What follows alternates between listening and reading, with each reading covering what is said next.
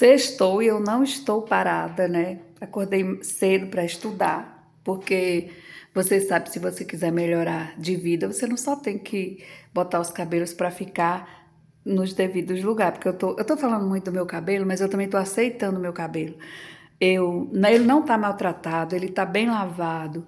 Eu tô usando os produtos bons nele, mas a menopausa certamente está refletindo nos meus cabelos também. Porque toda mudança interna mexe com nossa unha, com nossa pele, com nosso cabelo. Então eu tô me acostumando a acordar assim e não me sentir assustada. Olho pro espelho, já me acostumei. E não é que ele tá tão difícil de baixar, gente. Quando eu faço um coque, ele fica legal. Quando eu passo um creme de pentear também, ele encaracola um pouquinho e tal, como eu já mostrei pra vocês. Mas o papo não é sobre cabelo, mas como tá chamando muito minha atenção, eu falo. Hoje eu acordei para estudar, né? Tô aqui estudando.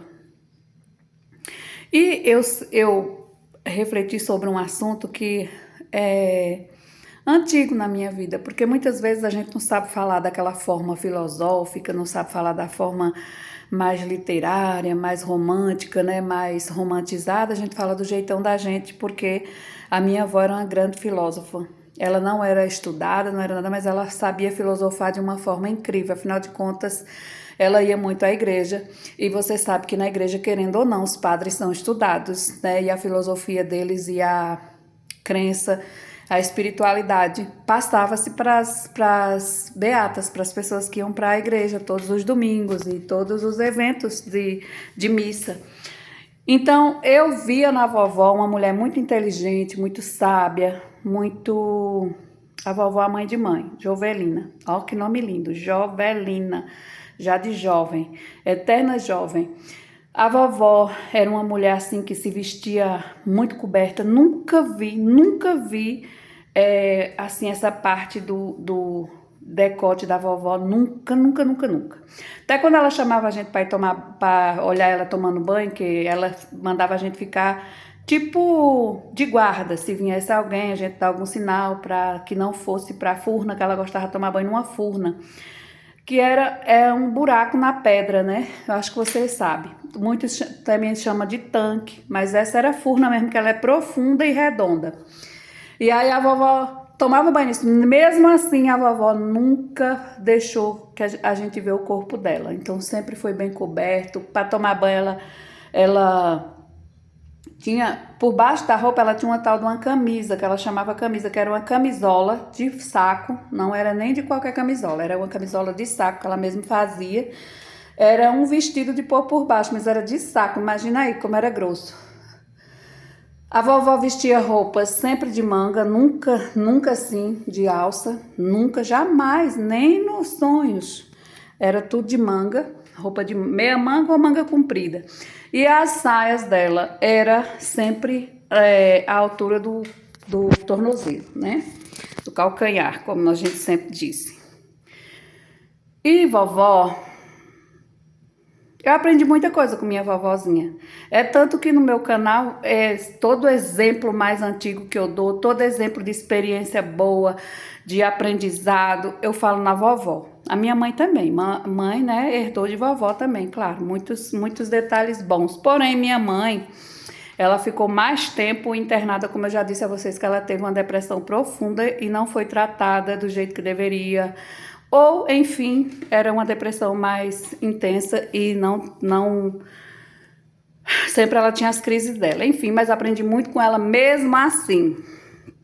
Mas hoje eu queria mostrar para vocês como é gostoso você acordar na sua casa. Tá desorganizada, mas é baguncinha de eu trabalhar. Aqui são de Rogéria também, que ela gosta de estudar muito. Quando ela tá lendo um livro, ela se dedica a estudar. Ela não lê o livro, ela estuda o livro. E isso é bom. Se você aprender a fazer isso, você desenvolve mais sua mente. Você vai aprendendo ter mais controle sobre suas emoções, apesar de eu não dizer que controla-se totalmente, porque as emoções, elas são como a vida. Elas chegam, acontecem e você... Nem sempre você sabe o jeitinho de controlar uma emoção forte, né? Uma raiva, uma decepção, uma traição, uma frustração. Enfim, não temos o segredo, a receita, né, de ser calmo, de ser sereno o tempo todo. Não existe. Ainda não descobri e creio que não vou descobrir nunca, né? Desde milênios atrás, todos, até os grandes semideuses, eles tinham seu cantinho vulnerável a um ataque no qual você não tinha, como é que se diz? Imunidade, vamos dizer assim, você não estava imune. Tem alguma parte de você que é seu ponto fraco, eu diria assim. E isso se diz na psicologia, na filosofia, na história bíblica e na história humana, e vai ser sempre assim. Mas não precisa que você seja tão fraco, que você tenha vários pontos fracos, né? Comece a revestir seus pontos fracos. Eu aprendi também que quando você for fazer algo transformador, não faça. Se você não pode contar como fez, não faça. Eu tava vendo sobre isso. Isso diz muito sobre a mãe de Aquiles, né? Do mito grego, que ela fez uma magia, né? Tipo uma magia para que o filho, ele era de um casamento amaldiçoado e tinha uma maldição nele, e a mãe, para tirar dessa maldição, pegava ele e fez algo com ele de pôr na água e tinha que segurar ele pelo calcanhar. Só que para ele não morrer, né, da maldição. Só que ficou vulnerável o calcanhar, porque ela pegava para não deixar ele afogar, ela segurava ele pelo calcanhar. Então, ele não sabia que o calcanhar dele era vulnerável, que pelo calcanhar as pessoas poderiam destruí-lo, né? Poderiam ganhar, vamos dizer assim, numa batalha, se atingisse ele pelo calcanhar. Que tem até o ditado calcanhar de Aquiles, né? Então, eu acho, eu penso e eu compreendo que se você vai fazer uma coisa e você não pode contar, né? Porque você não pode preparar aquela pessoa para dizer, ó, essa parte que você não pode fazer porque essa parte sua é vulnerável, vai acontecer assim, assim, assim. Então, como era um segredo, inclusive, para ele, daí ele nunca guardou seu calcanhar, né? Talvez se ele soubesse que era vulnerável, ele usava alguma armadura para proteger, alguma coisa para proteger. Enfim, e aprendi também que quando você pensa assim, poxa, eu estava naquele trabalho, por exemplo, quando eu saí do hospital, quando eu fui tirada do hospital, eu não fui chamada, convidada com carinho a sair, eu fui tipo expulsa, eu fui tirada à força, mesmo eu dizendo que eu não queria sair, eu fui tirada à força, forçada. E você sabe que eu aprendi sobre isso bem nesse momento dolorido, difícil, estranho, que uma palavra vinha quase todos os dias para mim, que quando Deus quer arrumar a sua tenda, quando Deus quer te elevar de nível, Deus não arruma a sua tenda, Ele desarma para te dar uma tenda nova. Então, quando Deus te botar em um lugar onde você vai mudar de ambiente e de convívio social, vai ser com outras pessoas, certamente, Ele não está acabando com sua vida, Ele está transformando, Ele está te elevando de nível, Ele está melhorando sua vida. Então, eu sofri no começo porque eu não entendia, né? Os perseguidores estavam fazendo um benefício para mim, estavam desarrumando a minha tenda para Deus construir uma tenda nova. E foi isso que aconteceu. E você pensa assim, é fácil? Não é. É muito difícil, dói tudo, dói os ossos, dói o corpo, dói o espírito, dói a mente. Você muda a sensibilidade em todos os níveis de pensamento, de vida mesmo. Você muda, você se transforma. E às vezes você diz, será que lá era o lugar de eu ficar mais alguns tempos? Não.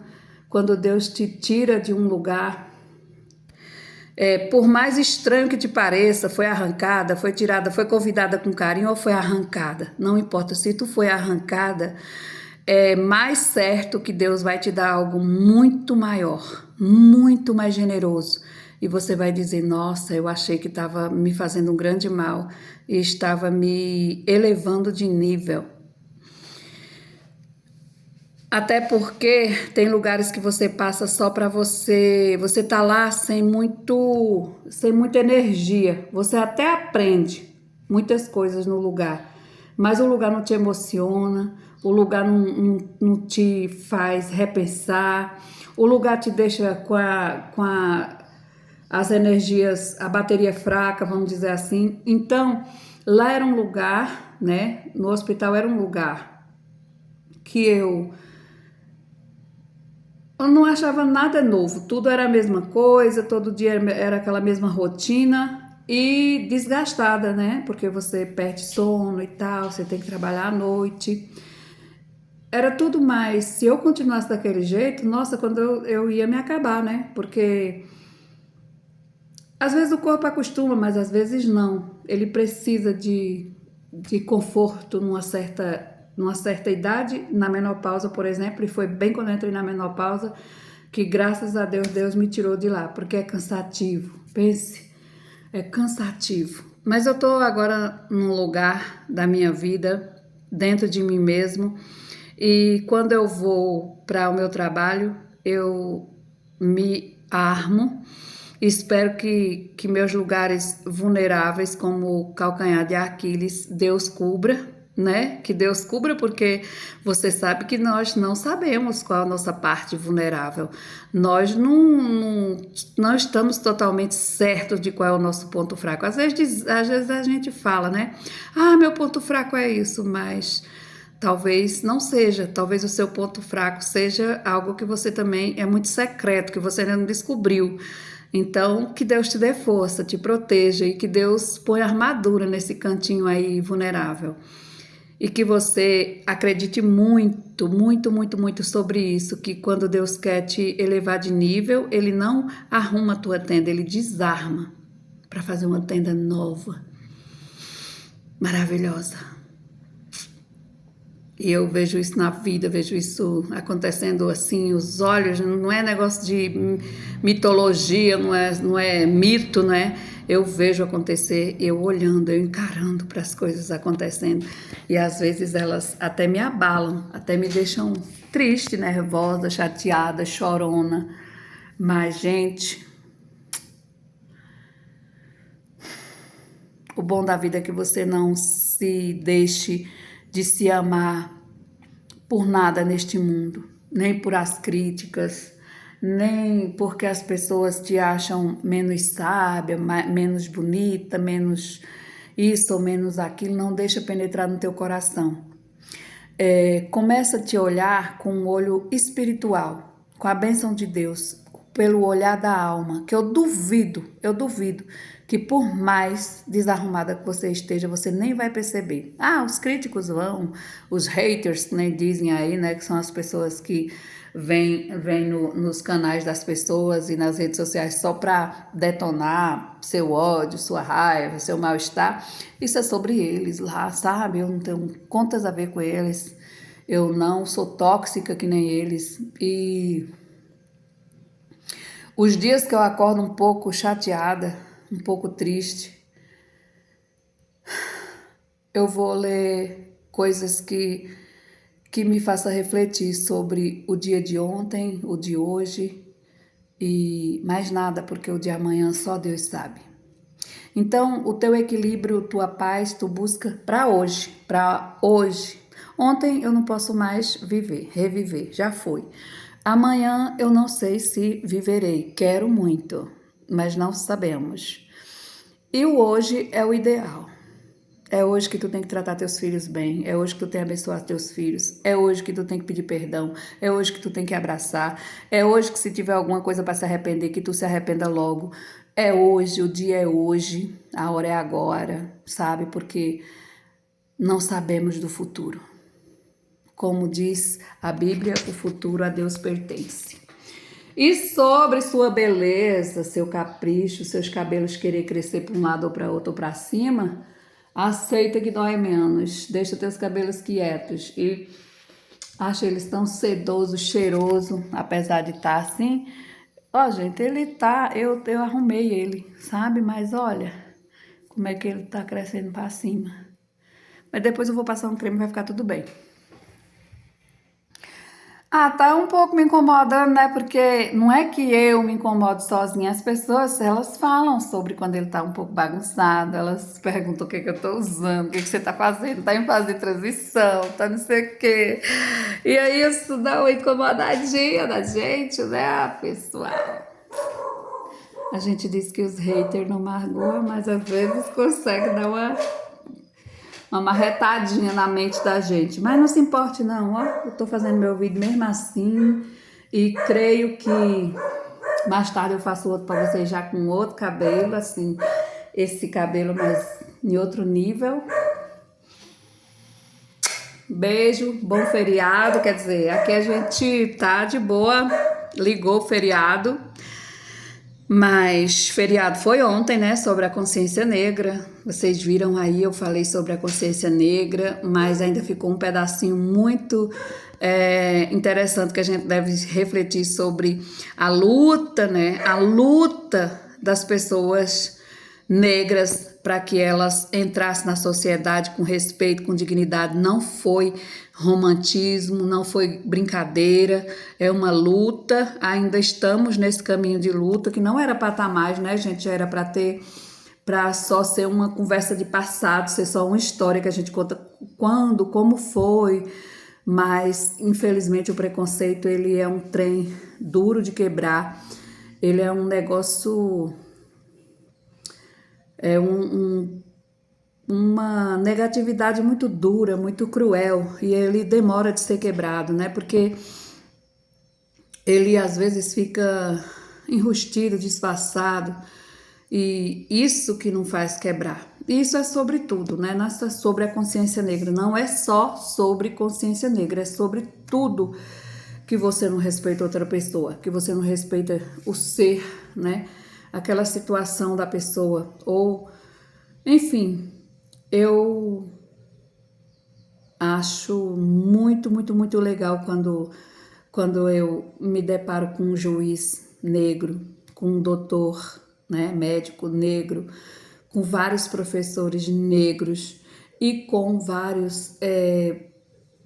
Em toda a sociedade você vê o negro sobressaindo, o negro jogando duro, o negro fazendo bonito, porque realmente não era para eu estar falando sobre cor, é sobre pessoas.